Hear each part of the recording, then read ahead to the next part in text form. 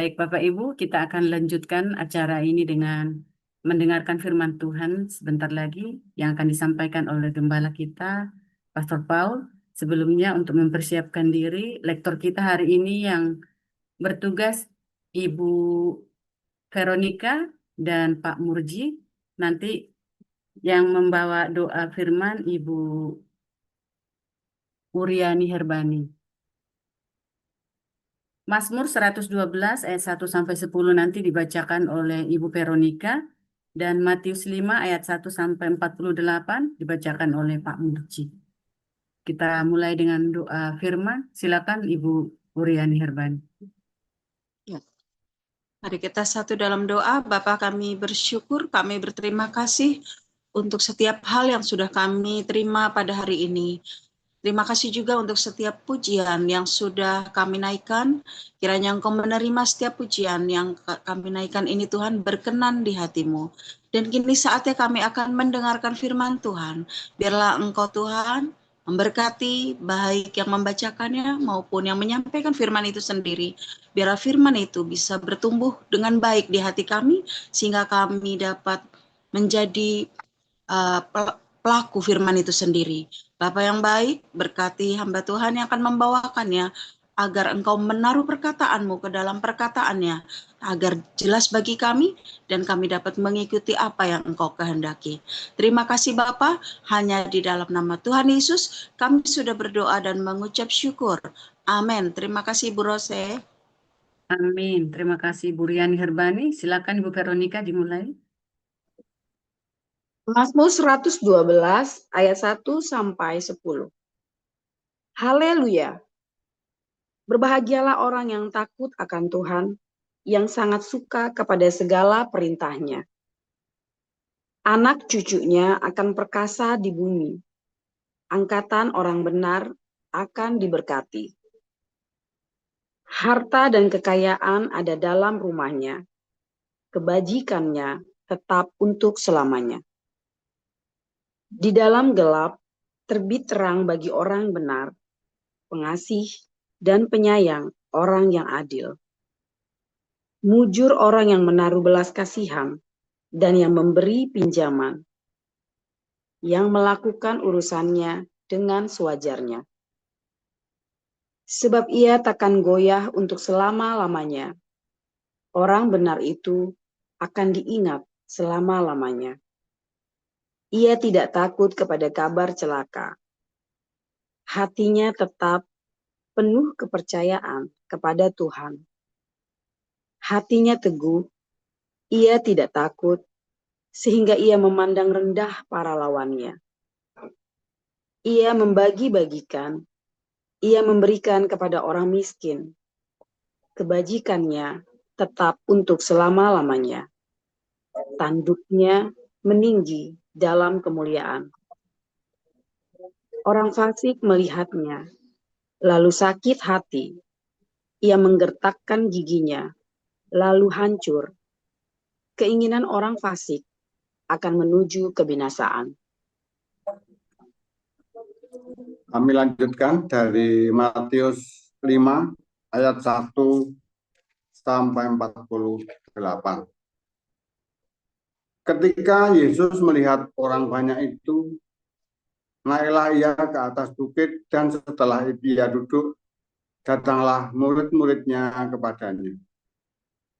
Maka Yesus pun mulai berbicara dan mengajar mereka, katanya, berbahagialah orang yang miskin di hadapan Allah, karena merekalah yang mempunyai kerajaan surga. Berbahagialah orang yang berduka cita, karena mereka akan dihibur. Berbahagialah orang yang lemah lembut, karena mereka akan memiliki bumi. Berbahagialah orang yang lapar dan haus akan kebenaran, karena mereka akan dipuaskan.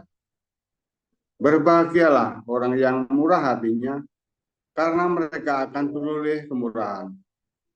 Berbahagialah orang yang suci hatinya, karena mereka akan melihat Allah. Berbahagialah orang yang membawa damai, karena mereka akan disebut anak-anak Allah. Berbahagialah orang yang dianiaya oleh sebab kebenaran, karena merekalah yang mempunyai kerajaan surga. Berbahagialah kamu, jika karena aku kamu dicela dan dianiaya, dan kepadamu difitnahkan segala yang jahat. Bersukacita dan bergembiralah, karena upahmu besar di surga. Sebab demikian juga telah dianiaya nabi-nabi yang sebelum kamu. Kamu adalah garam dunia. Jika garam itu menjadi tawar, dengan apakah ia diasinkan? Tidak ada lagi gunanya selain dibuang dan diinjak orang. Kamu adalah terang dunia. Kota yang terletak di atas gunung tidak mungkin tersembunyi. Lagi pula, orang tidak menyalakan pelita lalu meletakkannya di bawah gantang, melainkan di atas kaki dian, sehingga menerangi semua orang di dalam rumah itu. Demikianlah hendaknya terangmu bercahaya di depan orang, supaya mereka melihat perbuatanmu yang baik dan memuliakan Bapamu yang di surga. Janganlah kamu menyangka bahwa aku datang untuk meniadakan hukum Taurat atau kitab para nabi. Aku datang bukan untuk meniadakannya, melainkan untuk menggenapinya. Karena aku berkata kepadamu, sesungguhnya selama belum lenyap langit dan bumi ini, satu iota atau satu titik pun tidak akan ditiadakan dari hukum Taurat sebelum semuanya terjadi. Karena itu, siapa yang meniadakan salah satu perintah hukum Taurat sekalipun yang paling kecil dan mengajarkannya demikian kepada orang lain, ia akan menduduki tempat yang paling rendah di dalam kerajaan surga. Tetapi siapa yang melakukan dan mengajarkan segala perintah-perintah hukum Taurat, ia akan menduduki tempat yang tinggi di dalam kerajaan surga. Maka aku berkata kepadamu, jika hidup keagamaanmu tidak lebih benar daripada hidup keagamaan ahli-ahli Taurat dan orang-orang Farisi, sesungguhnya kamu tidak akan masuk ke dalam kerajaan surga. Kamu telah mendengar yang difirmankan kepada nenek moyang kita, jangan membunuh. Siapa yang membunuh harus dihukum. Tetapi aku berkata kepadamu, setiap orang yang marah terhadap saudaranya harus dihukum. Siapa yang berkata kepada saudaranya bodoh harus dihadapkan ke mahkamah agama, dan siapa yang berkata memberontak harus diserahkan ke dalam neraka yang menyala-nyala.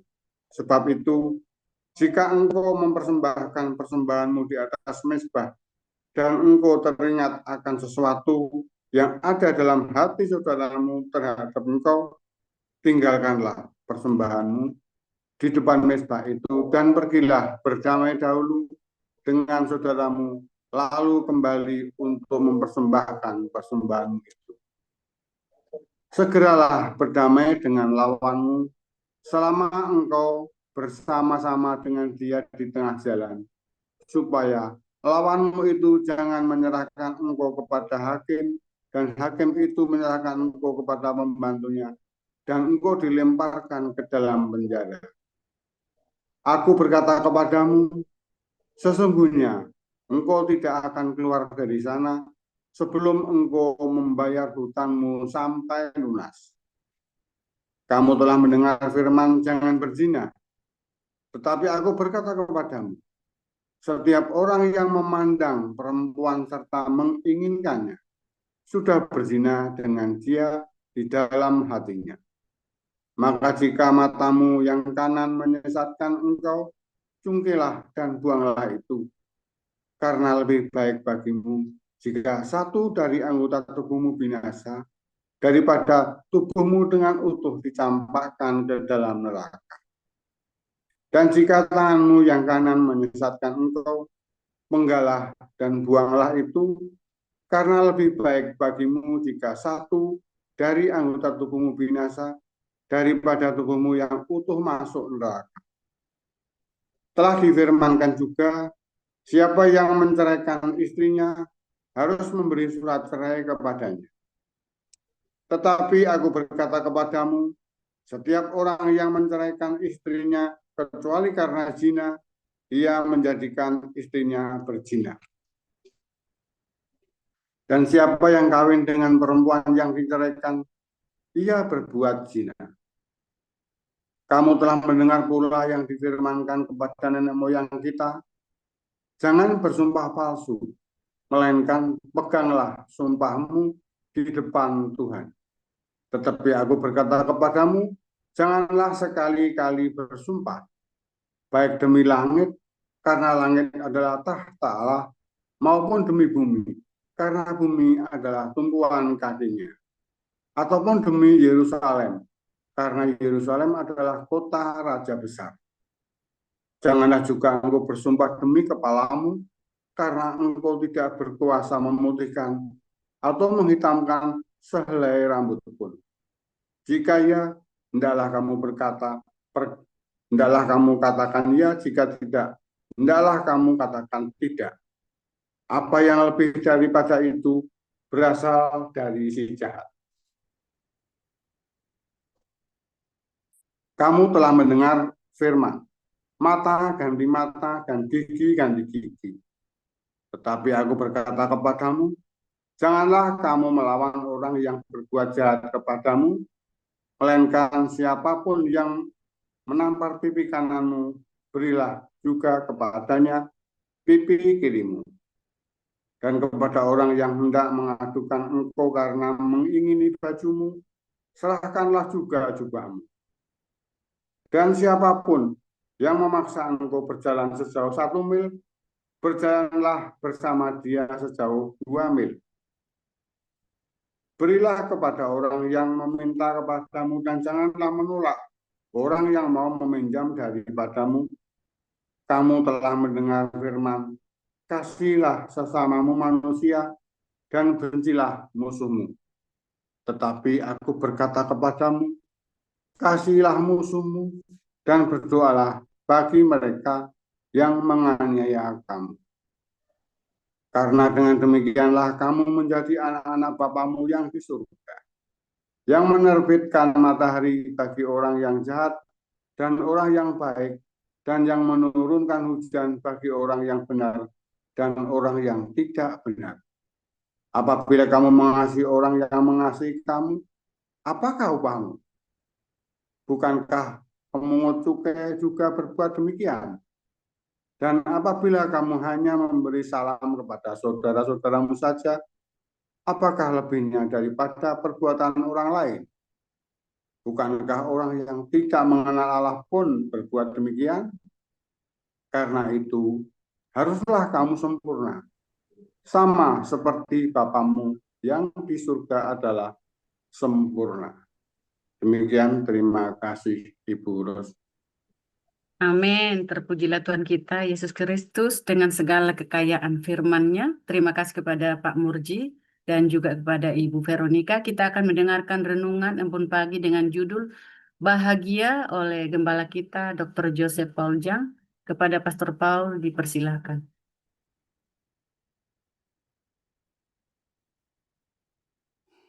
Haleluya, luar biasa. Ya, tema kita pada pagi hari ini adalah tentang bahagia. Ya, banyak orang ingin supaya bisa bahagia. Kita ingin bahagia ya dengan cara masing-masing. Ya, lalu biasanya ukurannya bahagia ya kaya raya, sehat, punya istri atau suami yang bertanggung jawab, ya, keluarga yang baik, ya kan, ukuran bahagia itu. Lalu suatu hari ada anakmu gagal ujian, maka jadi nggak bahagia lagi. Ya, lalu suatu hari ya suamimu atau orang yang kamu kasihi meninggal, lalu jadi nggak bahagia lagi. Lalu suatu hari ada bangkrut, lalu nggak bahagia lagi. Saya pernah suatu ketika ketemu seorang yang bangkrut ya, dia sampai mau bunuh diri ya, kasihan saudara ya. Ya, dia punya usaha, dia bangkrut, dia duduk, ya dia mau bunuh diri, biasa ya pakai pistol ya saudara ya. Terus dia cerita sama saya, sebenarnya simpel saudara ya, kamu tuh mau nyari apa sih? Ya kan? Apa sih yang kamu cari sih? Ya ini kan saya malu. Loh, emang cuman kamu yang pernah bangkrut? Ya kan? Emang yang pernah bangkrut cuman kamu aja? Ya kan saudara ya? Sebentar ya, ini kok kurang, kameranya kurang deh. Emang yang pernah bangkrut cuman kamu aja? Emang yang pernah gagal cuman kamu saja? Dia nggak bahagia, istrinya mau meninggalkan dia. Emang yang ditinggal istri cuman kamu saja? Ya tapi saya jadi tidak bahagia lagi. Emang bahagia itu tergantung istrimu. Emang bahagia itu tergantung uangmu. Emang kamu tuh bahagiamu itu apa? Coba pikir lagi, bahagiamu itu apa? Ya, saudara ya. Kalau Anda mengalami hal itu, coba pikirkan ya, bahagiamu itu apa? Loh, saya juga sama ya, saudara ya. Ketika saya mengalami satu titik terendah dalam hidup saya, dalam lubang kegelapan. Lalu saya berpikir ya, sebenarnya aku mau cari apa sih ya? Sebenarnya saya mau cari apa coba? Ya. Wah, itu pertanyaan yang simpel tapi kita nggak jujur. Seringkali kita nggak jujur ya. Bahagia kita apa sih saudara? Apa sih yang membuat kamu bahagia? Apa sih yang membuat kamu eh, hidupmu menjadi sesuatu? Ya. Nah, orang-orang ya patokannya atau dia punya patokan sendiri untuk bahagia. Nah, kadang-kadang standar bahagianya dia itulah yang kemudian salah. Ya, saudara ya, standar bahagianya itulah yang menjerumuskan dia sehingga dia menjadi bahagia. Bahagia atau enggak bahagia, akhirnya dia sendiri ciptakan, dan ketidakbahagiaan itu ya gara-gara dia sendiri karena dia punya standar tentang bahagia. Kalau di di media sosial kan Indonesia termasuk salah satu negara yang bahagia. Ya, karepmu boleh, saudara ya. Ya kan saudara kan tetap tertawa, tetap tersenyum sekalipun tak punya uang ya kan. Eh, Tersenyumnya sebenarnya bukan karena bahagia, ya kan. Tersenyumnya karena satir, karena nyinyir ya saudara ya. Tersenyumnya karena tersenyum getir. Karena kan di dalam tertawa yang lepas pun hati merana ya.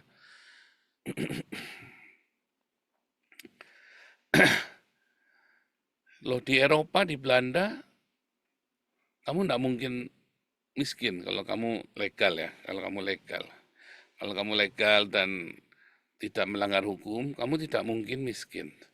Pasti ada uang, ya. Tapi hampir banyak sekali pernikahan di sini yang sudah yang kedua atau ketiga, atau anak-anaknya udah nggak ada ayahnya, bukan karena meninggal, karena bercerai. Ya, mungkin bagi papa mama, saya daripada tinggal sama kamu tegang terus, mendingan kita pisahan aja. Tapi saya bisa sama cewek ini, cewek itu, cowok sana, cowok sini. Saya punya uang kok. Oh, penghasilannya kurang, anak-anak saya dibantu oleh pemerintah kok, termasuk anak-anak saya tentunya ya. Lalu si Wisely itu sampai master, ini Juli ini dia selesai masternya ya. Lalu saya tidak keluar uang serupiah pun loh, saudara. Ya, kamu menguliakan anakmu kalau tidak punya 5 juta, tidak bisa kuliah. Anak saya si Wisely itu sampai S2 ini, saya merasa belum pernah keluar uang serupiah pun. €1, 1 sen pun buat anak saya tidak pernah keluar uang coba. Ya, sekarang anak saya kerja ya, magang. Bukan kerja magang, tapi kerja part time. 20 jam 1 minggu. 20 jam 1 minggu 1.500 gajinya saudara ya. 20 jam, satu minggu 20 jam. 1 bulan gajinya 1.500. Saya nggak pernah keluar uang 1 sen pun buat anak saya. Bahagia kan? Nah, tetapi kenapa banyak orang Belanda bercerai? Kurang apa coba? Lah kalau di Indonesia banyak bercerai karena biasanya masalah ekonomi kan, suaminya tidak bertanggung jawab, atau istrinya pengen punya suami yang lebih kaya, dan sebagainya. Tapi uang salah satunya. Orang tua saya bertengkar hampir tiap hari ya. Rata-rata ributnya apa? Uang. Rata-rata ributnya uang. Lah di Belanda ini kita kalau bilang kurang uang, ya kalau saya ini kurang uang karena bayar pajak, kemarin ada kesalahan perhitungan pajak. Sekarang udah selesai ya, sudah hampir selesai semuanya, hampir beres. Sekarang kita cuma tinggal menjaga supaya seimbang hidupnya, menjaga pembukuannya yang rapi, ya.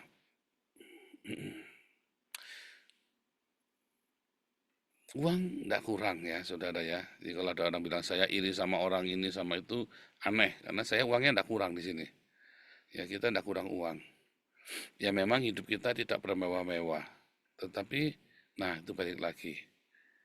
Kenapa saya uangnya enggak kurang? Kenapa banyak orang itu apologet duitnya kurang?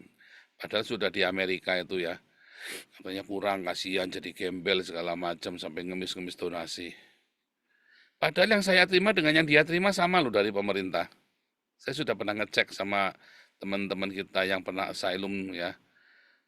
Uang yang saya terima ya dengan yang mereka terima itu sama loh. Kenapa saya cukup mereka kurang? Di situ kan masih minta-minta donasi buat beli swempak segala macam celana dalam kan masih minta-minta kan. Saifuddin itu masih minta-minta kan. Kenapa kurang? Padahal uang yang diterima Saifuddin sama Edi sama Sofiatul, itu uang yang mereka terima itu sama dengan yang saya terima. Ya, kurang lebihnya sama. Aneh ya, saudara ya. Kenapa saya di sini bisa berkelimpahan sementara yang di sana berkekurangan sampai kudu minta-minta? Nah, loh, serius. Ya.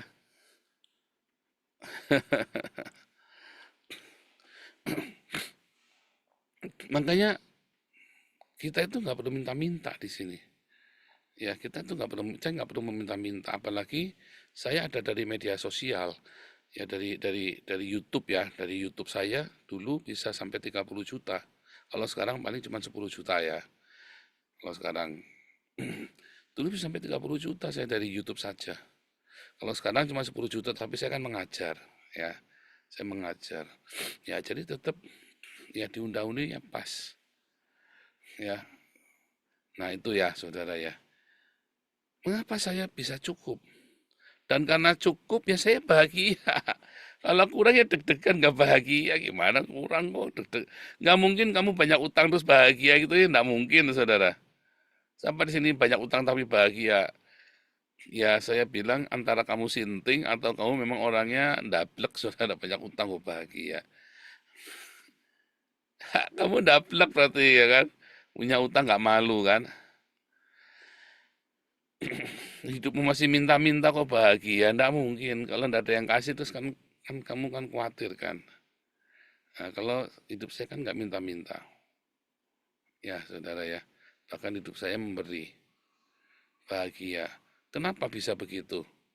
Karena saya uangnya segini ya saya nggak pakai Christian Dior, saudara. Saya kalau beli parfum, saya beli ke Kruidvat. Kruidvat itu kayak Indomart ya. Di situ kan ada jual parfum yang mahal. Mahalnya itu kalau bilang mahal itu ya kurang lebih 50 euro. 50 euro itu sama dengan kurang lebih 1 juta rupiah. Ya. Nah kalau di Jakarta kan banyak itu ya. Kalau Anda pergi ke mall-mall itu parfum 1 juta rupiah. Hugo Boss. Apalagi itu. Ya CK yang KW itu ya. Nggak tahu KW nggak tahu nggak tahu ya. Tapi kalau saya dari dulu di Jakarta. Kalau pakai parfum selalu beli yang CK itu yang Calvin Klein itu. Harganya 1 juta rupiah. Nah di sini juga sama, harganya 50 euro, kurang lebih 1 juta rupiah. Loh saya pikir harganya kok sama ya. Makanya saya beli kadang-kadang CK itu kalau lagi promosi, saya beli 1 dapat 2. Jadi saya beli 50 euro 100 juta, dapat 2. Jadi karena saya suka baunya sih kayak buat saya baunya pas buat saya ya. Karena saya sudah nyoba lainnya baunya nggak enak. Kalau keringetan ya, kalau lagi keringetan, saya kan keringetnya banyak. Jadi saya pakai Sike, keringetnya enak baunya ya. Kalau disemprot itu campur sama keringetnya saya, baunya saya enak. Nah, saya nggak akan beli yang mahal-mahal, saudara, parfum itu. Ya, kalau pernah ada yang kasih yang mahal, saya khawatir, saudara ya. Kalau nggak dikasih lagi, nanti nagih. Loh, misalnya saya biasa pakai barang mewah, dikasih orang. Terus namanya barang itu kan pasti rusak. Terus saya turun kelas kan, misalnya saya pakai Rolex nih, kamu kasih saya Rolex. Terus saya nggak pakai lagi karena rusak. Rolex jarang rusak ya. Kan atau sudah 10 tahun kan sudah modelnya kan sudah 20 tahun kan modelnya sudah berganti. Terus nggak ada yang kasih Rolex lagi, saudara. Kan jadi turun kelas. Jadi mendingan apa? Ya udah saya pakai jamnya yang 1 juta rupiah. 1 juta saya beli jam itu kayak punya Pak Enardo sama ya. Jam saya sama Pak Enardo sama. Pak Enardo serinya lebih baru. Huawei, tapi serinya sama. Dia hanya beda tahun. Ya, keluaran terbaru Pak Enardo itu yang keluaran terbaru, saya yang keluaran 2 tahun sebelumnya. Jadi sama jamnya saya sama Pak Enardo itu ya. Rasanya kok ya ini Pak Enardo orang tajir, Pak Enardo ini orang kaya nih saudara. Jamnya aja pakai Huawei harga 2 juta rupiah saudara. Masa saya mau pakai Rolex coba? Itu yang punya pohon uang aja jamnya cuman pakai Huawei. Masa saya mau pakai jam yang pakai Rolex? Kan nggak tahu malu. Orang Pak Enardo yang banyak nyumbang ke kita, masa saya terus jam tangan saya lebih mewah dari Enardo. Namanya nggak tahu diri. Terus saya bahagia, berarti ndablek, saudara. Berarti saya ndablek itu namanya. Nah, itu ya. Apalagi, jadi apa? Saya menyederhanakan hidup saya supaya jangan ngotot, ya. Dulu saya punya filosofi yang salah, kerja dinikmati ya. Saya gajinya 10 juta ya mewah lagi. Saya gaji 50 juta ya tambah mewah lagi. Akhirnya setiap hari ngap ya, tiap bulan itu ngap, rasanya kurang terus. Udah 50 juta kan banyak ya, gaji 50 juta ya. Loh jangan gaji 50 juta, gaji 15 juta aja banyak. Kalau 10 juta pas ya kalau di Jakarta ya. Tapi itu pun banyak ya 10 juta ya. Lumayan ya kalau 10 juta punya anak 2 lah ya.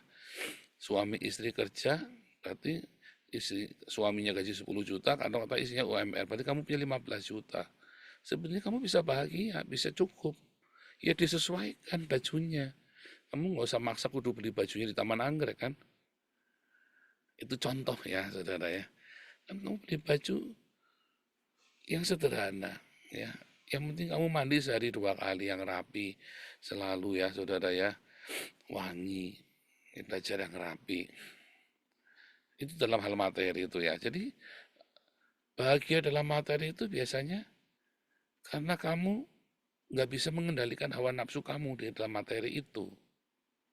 Ya, makanya kamu jadi ngap. Kalau kamu mau bahagia apa lagi dalam keluargamu, saudara? Ya, kalau aku mah menikah mau cari bahagia. Kalau aku nggak bahagia, aku nggak mau ngapain, kita cerai aja. Nah, pertanyaannya bagaimana kamu supaya menikah bisa bahagia? Kan nggak mungkin ujuk-ujuk. Kamu menikah supaya bahagia, kamu mau ganti suami 10 kali, ganti istri 20 kali, nggak akan bahagia. Karena kamu harus ciptakan. Di tengah itu kamu ada gesekan, konflik. Di tengah itu kamu pasti ada sakit hati, ada pedih, kadang-kadang ngomong terlalu tajam, ya. Bukan kadang-kadang, tiap hari Pak, bukan kadang-kadang Pak. Oh ya, saya ralat, tiap hari, ya. Terus apakah itu membuat kamu nggak bahagia? Iya Pak. Nah, salah berarti. Kamu mau kawin 10 kali, kamu akan sama. Kamu kawin 20 kali tetap sama. Ya kan? Sama. Nah itu buktinya Muhammad, saudara. Sampai dia udah bebah istrinya 23. Capek hati dia ngeluarin ayat An-Nisa 34. Tamparlah istrimu kalau dia ngeyel. Oh, berarti apa? Berarti kan nggak bahagia dia kan dalam pernikahannya kan? Lah itu ustadz yang terkenal Abdul Somad, kawin 3 kali cerai semua 3-3-nya. Berarti kan nggak bahagia kan, teorinya dia kan gagal semua kan. Ya kan, kawin 3 kali masih nggak bahagia loh. Berarti ada yang salah. Kalau kawin sekali, namanya kamu bisa salah pilih. Kawin 2 kali, aduh ini kamu 3 kali. Berarti dasar kamu yang compok. 4 kali dasar kamu gatel, saudara. Jangan ngomong yang namanya orang gagal pernikahan, kamu gatel. Kalau sekali kamu bisa salah, semua orang bisa salah, masa mudamu ndak karu-karuan, tidak diajarin sama orang tuamu. Kalau si YC cari jodoh tak arahkan, saya kasih tahu, ya kan? Sekali bisa salah, yang kedua kali, aduh, ada apa ini? Yang ketiga kali, kamu yang salah, yang keempat kamu gatel. Ya maaf, katanya mereka itu orang-orang gatel semua yang tukang kawin itu. Maaf saudara ya, nggak akan bahagia 5 kali 6 kali. Nah itu loh orang perempuan Samaria, iya tepat suamimu 5, itu yang sekarang bukan suamimu. Yang sekarang pun bukan suamimu, kamu tidak akan bahagia.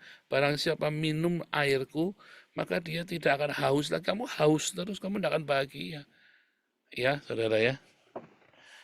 Nah, jadi memang ada gesekan, ada konflik. Cuman bagaimana kamu mensikapi konflik itu? Kalau kamu tetap rendah hati, kamu tetap dengan sabar, sabar terus Pak.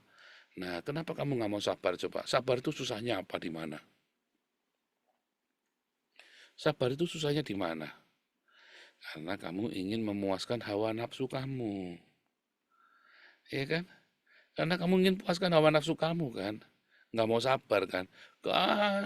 Sorry Pak, ini masalah prinsip harga diri. Nah iya, coba kamu sekarang belajar jangan ngomong ini masalah prinsip harga diri. Coba buang kosakata itu dari mulutmu saudara, dan dari pikiranmu.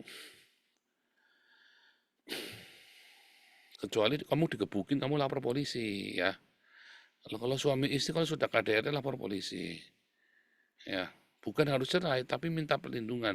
Supaya kadang-kadang KDRT itu seringkali kalau kamu didiamkan, maka akan lebih masuk lagi, tanpa sengaja dia bisa membunuh. Karena keenakan KDRT itu nagih ya saudara ya. KDRT itu sebuah penyakit ya. Nagih itu saudara. Jadi kamu harus lapor polisi. Sebelum itu menjadi habit. Di awal kamu KDRT, kamu harus lapor polisi.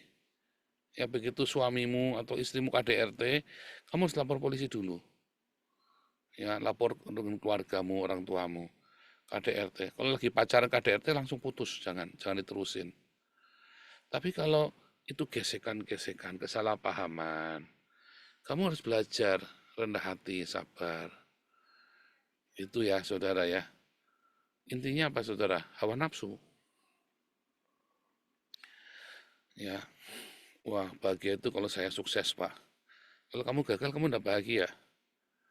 Saya nih ya, saya kan cita-citanya kan, misalnya nih, saya kan pengen punya perusahaan yang besar. Terus gagal, sekarang saya sekarang ini jadi jadi hamba Tuhan sepenuh waktu, jadi pastor sepenuh waktu. Kenapa saya akhirnya jadi pastor sepenuh waktu? Mencangkul aku tak mampu, mengemis aku malu. Jadi aku bisanya ini yang aku lakukan ini sekarang. Itu aja saudara. Apakah saya nggak bahagia? Ya saya bahagia tuh. Saya menikmati pekerjaan saya sekarang ini. Tapi saya dengan tanggung jawab, makanya saya nggak mau ngemis. Ya kan? Makanya saya nggak mau ngemis, saya tanggung jawab. Intinya kan hawa nafsu kamu kan, kamu pengen memuaskan ego kamu, kesombongan kamu, kebisaan kamu kan. Nah, jadi intinya apa saudara? Kamu bisa bahagia. Kamu bisa bahagia kalau kamu bisa mengendalikan hawa nafsu kamu. Orang yang mengendalikan hawa nafsunya itu adalah orang yang bahagia. Dia bisa kontrol. Kebahagiaan adalah sebuah kepuasan, ya, karena ada balancing dalam hidupnya. Bukan masalah kaya. Ada, ya saudara ya, kamu tidak harus kaya kok untuk bahagia. Kamu bisa makan enak, itu sudah bahagia. Ya kan? Bahkan ketika kamu sakit, kamu tetap bisa bahagia loh saudara. Dalam sakitmu kamu bahagia. Ketika kamu sehat, nggak ada orang kumpul. Begitu kamu sakit, semua orang kumpul. Dan kamu merasakan tiba-tiba ada bahagia. Ada rasa tenang. Ada rasa damai sejahtera. Makanya Tuhan Yesus bilang ya, Berbahagialah orang yang miskin di hadapan Allah. Orang-orang yang selalu menyerahkan hidupnya kepada Tuhan, yang bergantung sama Tuhan. Bahwa segala yang aku miliki bukan punya aku, tapi punya Tuhan. Berbahagialah orang yang murah hati, orang-orang yang selalu memberikan maaf, orang-orang yang mudah sekali untuk memberikan pertolongan. Ya kan? Berbahagialah orang yang lembut hatinya, ya kan? Orang-orang yang mau belajar, orang-orang yang suka untuk diajar ya, bukan sombong-sombongan prinsip harga diri segala macam. Ya kan? Berbahagialah orang yang suci hatinya, yang menjaga hidupnya dalam kekudusan, bukan gonta-ganti seks, bukan hidup dalam kenajisan. Bahagia ya, karena dianiaya karena kebenaran. Ya kan? Karena dia tahu ada hal-hal memang dia harus dianiaya karena dia percaya bahwa Yesus adalah satu-satunya kebenaran. Dia tetap bahagia, ya. Makanya bahagia itu adalah kalau kamu punya Yesus dalam hidupmu, kalau kamu dituntun oleh Roh Tuhan dalam hidupmu, maka kamu bahagia. Simpel ya, saudara ya. Tuhan Yesus memberkati.